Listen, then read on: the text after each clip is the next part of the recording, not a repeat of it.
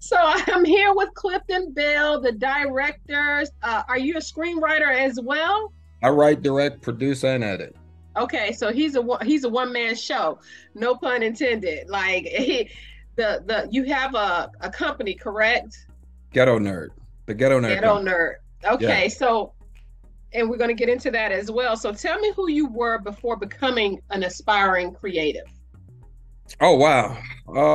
At an early age, I was really, I would say around the fifth grade on the path to trying to be a civil engineer. I was fascinated with architecture, and I was fascinated with highways and railroad tracks and so forth. And so my mom had me in a camp for Duke Power, and I Oh would go wow. every Tuesday night. And I was like, I'm gonna be building highways and railroad tracks across the country. And in high school, I found myself sitting in front of a computer all day, just doing architecture stuff. And I was like, I don't think I want to do this anymore. And at the same time, I had discovered Spike Lee. I saw Mm. I had saw School Days, and that's what kind of pushed me over into my interest of film. And then my uncle, he was the uncle that had all the gadgets in the family before anyone else did, and he brought a video camera to one of the family gatherings and put it in my hand, and that was it. Like every time he came over, here you go, nephew, and I would just be shooting, shooting, shooting, and that just intrigued me. Between seeing that film and having a tool in my hand, it intrigued me of like, how can I do this? I think it's amazing that kids from, I would say, your generation, I don't know if we're in the same generation, but the creativity is more elevated with, like you said, engineering. I did not think of that. I Yeah, mean, right. So when you think yeah, of kids today, what's the mindset? Because you are absolutely brilliant. You went from engineering to film work. yeah. That's, I had it. I was going as far as I went to A&T for engineering oh, for one wow. year, and then I left and went to film school. I partied way too much there, first of all, and then my mom helped me find a film school in Winston-Salem, North Carolina School of the Arts, and that's where I went and graduated. Okay. So how did you study up under Spike Lee? So when I was at School of the Arts, my editing teacher, Leander Sells, he was he edited Get on the Bus and a couple Mm. other films with Spike. And when Spike came to Charlotte to do Kings of Comedy, we were interns. Oh, And I remember driving the executive producer around, and he needed to go pick up a rental car. And I was like, "Can I give you a ride?" So got him a little beat up car. He's like, "Sure." And I'm like, "Man, I'm thinking about moving to New York. A little nervous, but I need a job. I need to make some money." He said, "Touch base with me as soon as you land." And as soon as I landed, I called him the next day, and I worked a year straight with Spike and all the commercials. I was working with all the commercial stuff for him. So it was an amazing process. Spike was like one of my heroes. So it was up close and personal because the first AD that was like Spike's right hand man made hmm. me like his personal PA.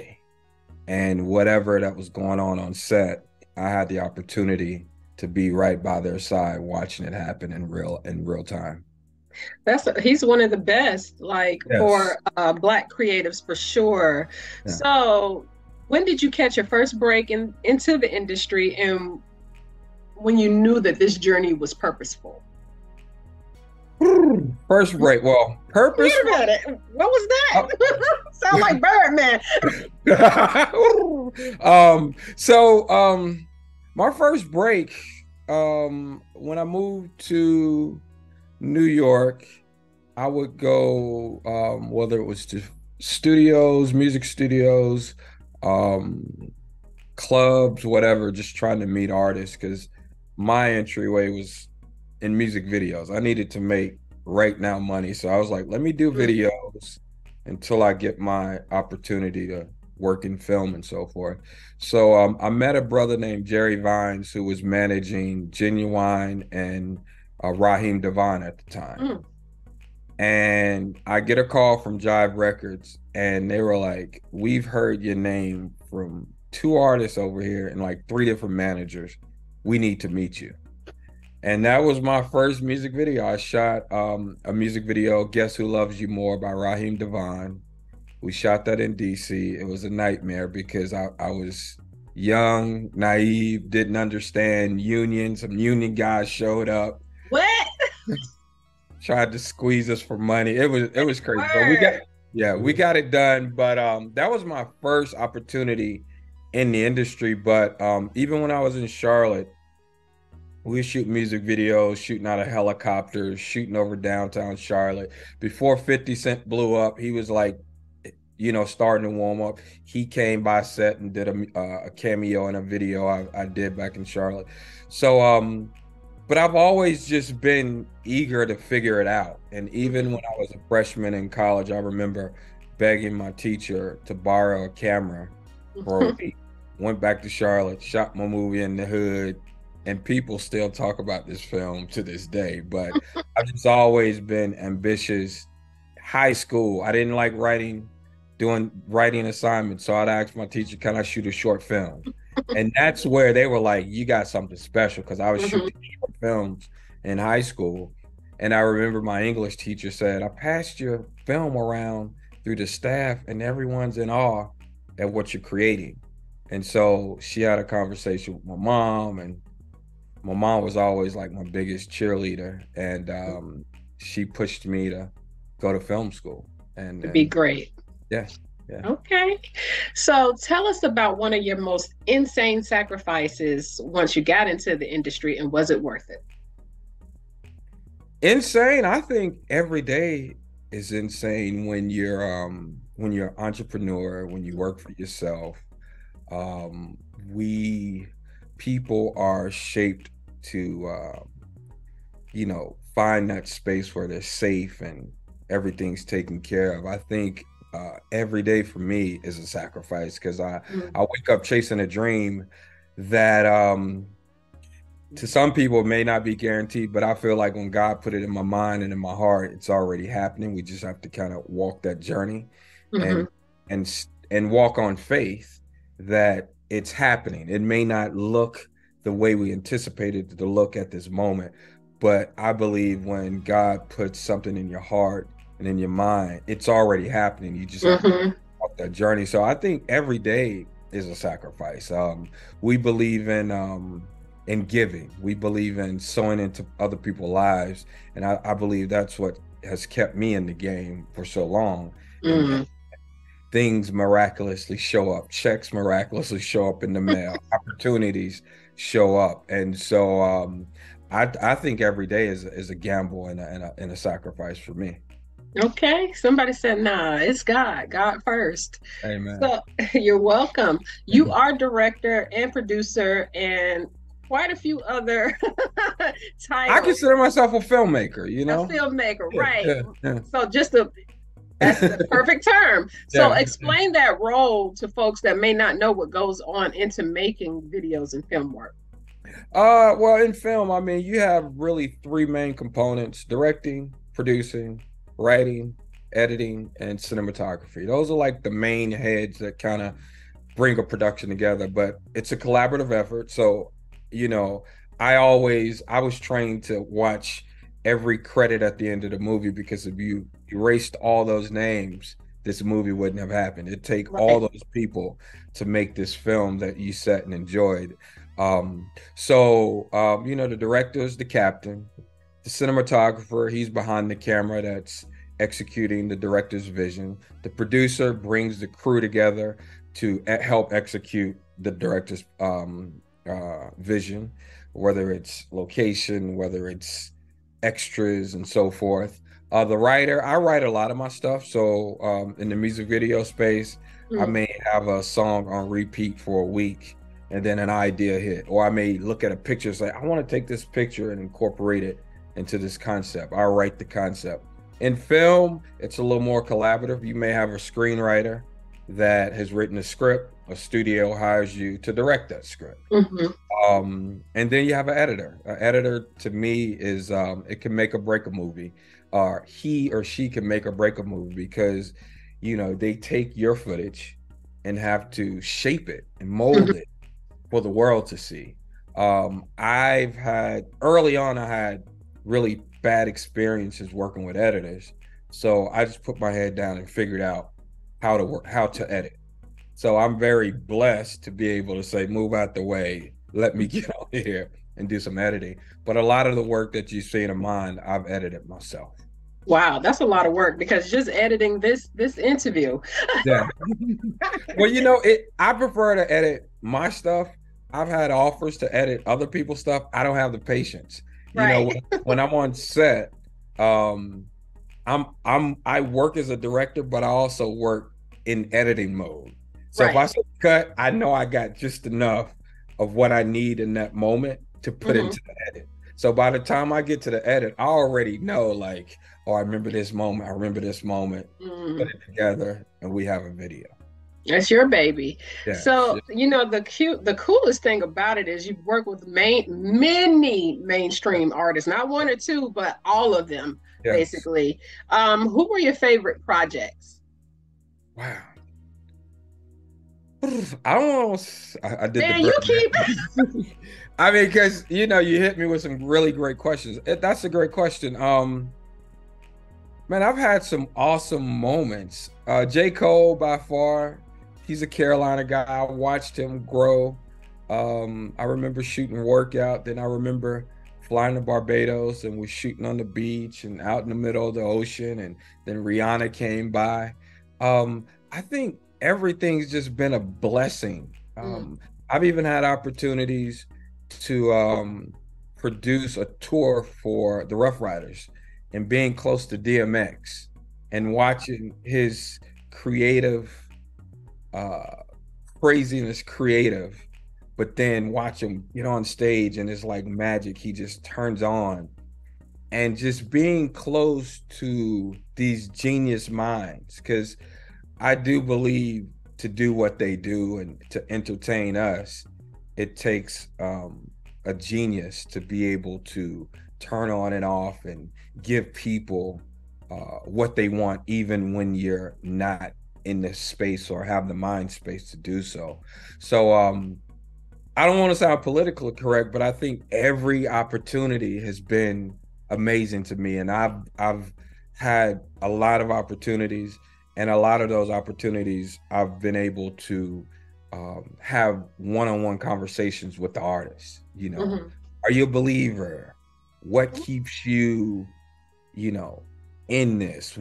How do you? So it's not just action. Like when I find those moments, I'm very curious to know your why and what keeps you locked in and what makes you sacrifice your time and all of your energy to entertain the world. It's a lot, man. It's a lot being close to artists and knowing what they face every day. It looks fun, but so does Rich look fun. But Right. It looks I, fun. I I would think, like to know what that looked yeah. like. But I have rich friends, and it's one of the it's. I remember Rev Run used to say it's easier to be poor than to be rich, Mm, because all of the energy and the work and I know from hiring so many people, I'm always the last one to get paid. I take pride mm. in it. Right, right. But to know that all the weight is on your shoulder as a creative, and then for me, because I own the company as a business owner, there's a weight. You Hmm. know, the record label, I'll sign a contract. This is the concept you wrote. You got to deliver that. Some Right. directors are signed to production companies. They don't have to worry about finance. They don't have to worry about overages. They just Mm. come and direct and go home. But I'm a director that my producer may be saying, Cliff, we $5,000 over. I'm like, I'm in creative mode, but at the same time, I got to put that fire out. And so I've been blessed to be able to multitask. And I think that's what has kept me in the game as well. Being Not able, just that. Not yeah, just that. So, looking at your videos from the J. Cole era, like you said, Barbados, like, because I went in and watched your specific videos for each artist. You pay attention to detail. You pay attention to enriching colors. Like, there is a story within the videos that you produce.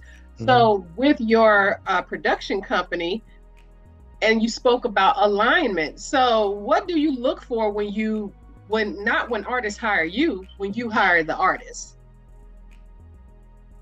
In terms of the talent, like the musical artist, or everything? I mean, because it's well, I mean, for example, like a cinematographer, I believe in film, if you pause a picture, you should be able to print it out.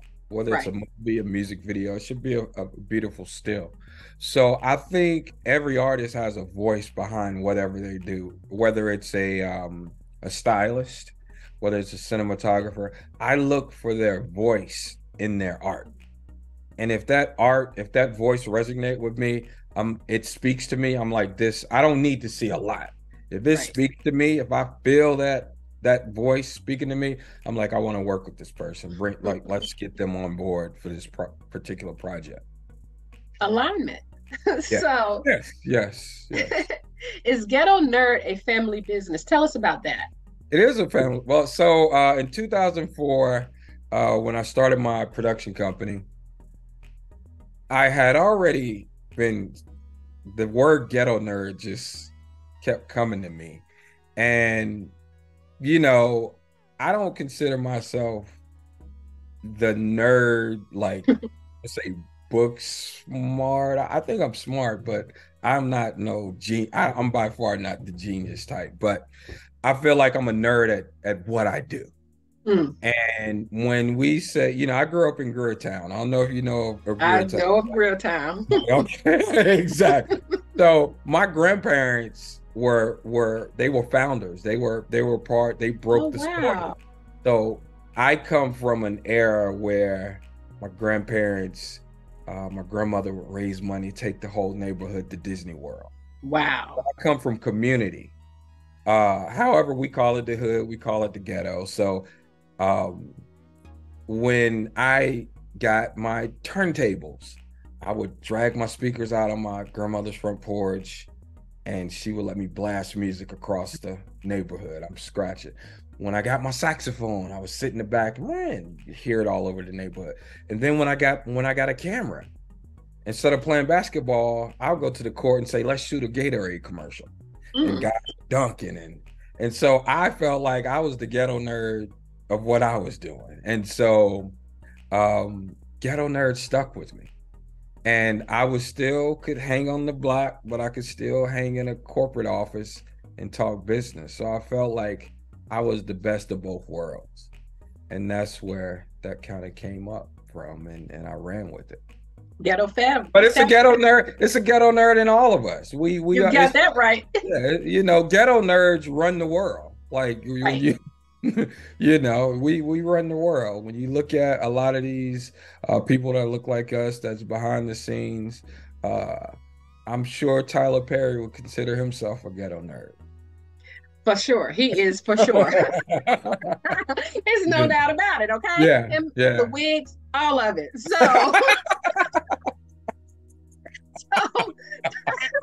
I'm sorry, Tyler. So, you did a story on Birdman among many other biographies, and it seems like a special interest to do biographies. Which movie inspired you and stretched your creative muscle? Of a movie of mine, or just any movie? Of yours. Oh, I mean, by far, Birdman's documentary. It really, I think, working with Birdman and his family, I think it was easy for me growing up in the South, growing up with a mom that it was 7 of them, so I had 1,000 cousins. I happened to spend a lot of time with my grandmother, so I had a close relationship with all my uncles and aunts. So when I went to talk to his family, it felt like I was interviewing my own family. Oh wow! Hey auntie, what's up, Aunt? You know, everyone, and so when you're doing docs, especially when it's a personal story, all about making the person in front of the camera comfortable enough to open up. Mm.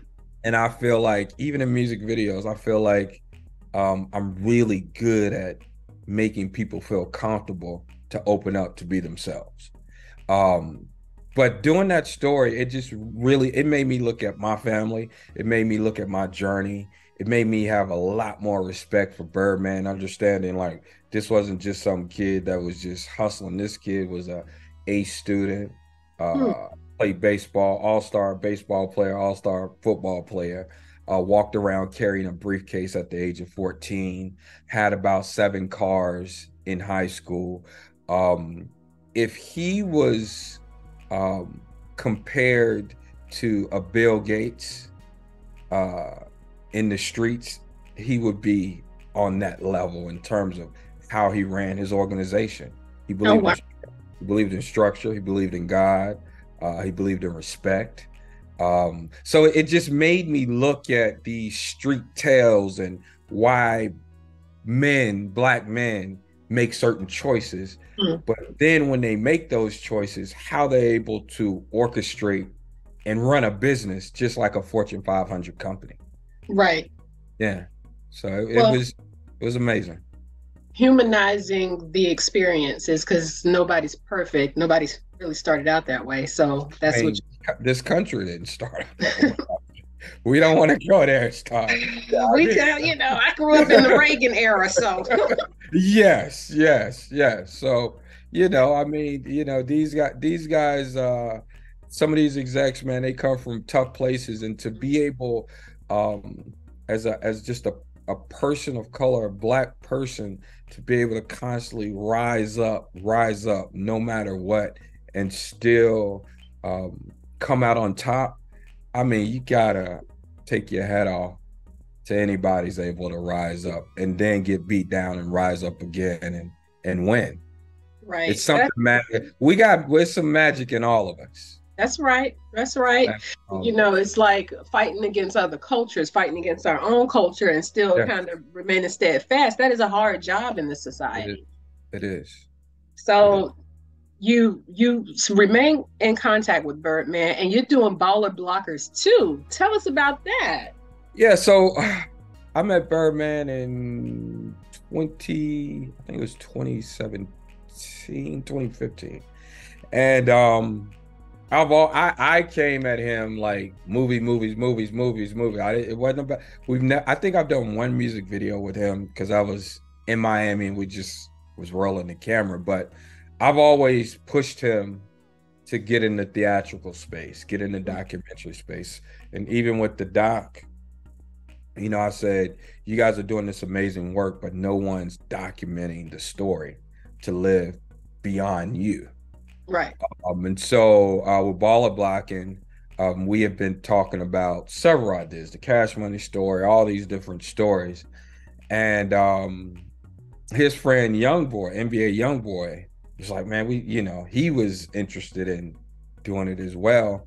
And one day we were talking and I was like, imagine if we did this. And Birdman was like, imagine if so we basically reimagined a story that took place over 20 years ago in the current time. And my only challenge to him was, let's put meaning behind every action. We're not just shooting and robbing just to be doing it, but let's get into the psychology of why we do what we do.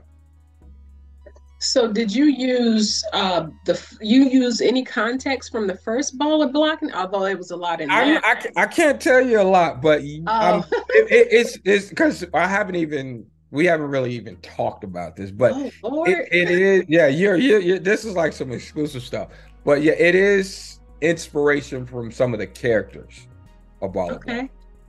But I really wanted to challenge him to let's do a good story first, and we'll sprinkle the entertaining things that people are going to want and expect from him. That's what's up. First of all, that I got the exclusive. Yay me. Yeah. Secondly, so when can we expect to see it? Is it, So we start shooting next month, and so the goal is to have it out towards fall. towards fall. Okay. I would say it would definitely be this year, but there's no date yet. Okay. But you know, with streaming and all that, this stuff moves so quick. Right. So it may be out sooner than later. Hopefully everything goes smooth, and I think people are really gonna be impressed on what we're able to pull off. Okay. So Yeah. where are you? Well, you can't give too much away. You don't want people We're showing going up. to New Orleans. We are going to New Orleans. We Okay. are going to New Orleans. Yeah. Okay. I was like, dang, do I ask that question? Okay. Yeah, we're going to New Orleans, and with Young Boy, we're shooting him in Utah. Oh, wow. Okay. That's going to be interesting. So do Yeah. you do multi-locations with your videos? Is this going to be difficult? I have because it's a film and because of Young Boy's situation, we had no choice but to go to him. But his team, lawyers, everything have been very cooperative. So I think we're gonna, once we see it with movie magic, it'll feel like one seamless story. I'm thinking it's going to be a seamless story. So did you do all the writing? So my brother Jaquavis Coleman, him and his wife Ashley and Jaquavis, they've written numerous of books. One of their popular books is The Cartel. Mm-hmm. 1 through I think they're up to like 7 or 8 now. I met Jaquavis probably 7 years ago through Birdman, and we've kept a really close relationship. He's an amazing writer. His wife, they're amazing writers as partners as well. So he came in and helped me write this. Okay. All right. It's going to be bomb because they are great writers. I've read their work when I had time to read back, went way back. So are you working on any other projects? What's next for you after, or is Blockin 2 the primary focus this year? Right now, that is the primary focus. We have secured the rights to the first African-American billiards player to win the championship on the first try, self-taught in 1965, Cicero Murphy. We've secured the rights to his story. We got some animation stuff we're developing. It's a lot. It's a lot that we're developing, but right now, Blockin is up to bat, and that's what we're about to knock out the park. Okay, it's gonna be bomb. I mean, you're in the era for it, so why not? Yeah. Yeah. So where can our viewers follow you, like watch your videos and just see what you have going on? And then especially, is it going to be in the movie theaters, or we're getting ahead of? Yeah, we're getting ahead. I mean, I would doubt if they'd come running trying to do that, but I'm cool with, like, Young Boy is the top YouTuber. Mm-hmm. So I'm fine with streaming, but you know, at the end of the day, that's on Birdman and his team decide of what to do, what they want to do. If y'all go to, what's that streaming platform? Tidal, I'm gonna be mad. No, it would probably be like a Netflix or Hulu or something like that. Yeah. Okay, I got Netflix and Hulu, so we in good company now. Okay, I'm not mad no more. I'm not mad no more. Okay, cool. Because if I spend $10 more, I'm gonna feel some type of way. I know, right? I know, right? They're gonna get you somewhere. It's like you gotta have every streaming platform now to watch all this stuff, right? Like back in the day, all you had was cable. Now you got internet, and then everything is separate. What? I think eventually that's what's gonna happen. It's gonna be like 1 or 2 platforms with everything. It is. So I'm down to watch it. If you have a viewing, hit me up. But I'm not coming to Louisiana. I'd love to try to do one in Charlotte. Yes. I'd love to come home and try to do something in Charlotte. Rent out, like do something at the movie theater. Yeah. Listen, that's the move right now, especially in Charlotte. And I see so many filmmakers doing it at the movie theaters, and I'm like, that'll be the perfect homage. And I'm definitely front row. Nobody touch my seat. So if you could give viewers your website information and Instagram handle. My website is ghettonerd.com, ghettonerd.com, and my Instagram is I am Ghettonerd.